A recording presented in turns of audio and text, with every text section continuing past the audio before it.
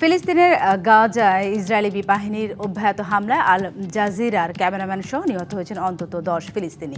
শনিবার তেল আবিবে ড্রোন হামলায় প্রাণ হারান সংবাদকর্মী আহমেদ উইসা।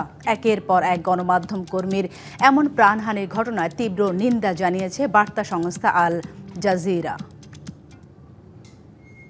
শনিবার গাজা সিটির একটি ভবনে ড্রোন হামলা চালায় ইসরায়েলি বাহিনী। এতে বার্তা সংস্থা আল জাজিরার ক্যামেরাম্যান সহ নিহত হয়েছেন আরও বেশ কয়েকজন।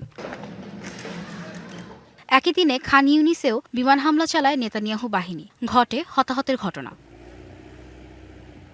এর আগে গত এপ্রিলে গাজায় ইসরায়েলি বাহিনীর হামলায় নিহত হন ক্যামেরাম্যান আহমেদের ভাই ও আল জাজিরার সাংবাদিক মোহাম্মদ উইসা। তবে তেল আবিব তাকে হামাসের সদস্য হিসেবে উল্লেখ করে।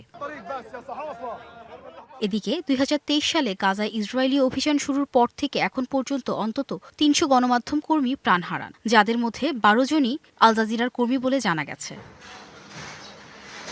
দীর্ঘদিন ধরেই কোনো সুনির্দিষ্ট প্রমাণ ছাড়া সাংবাদিকদের সাথে হামাসের সংশ্লিষ্টতার অভিযোগ করে আসছে নেতানিয়াহু প্রশাসন।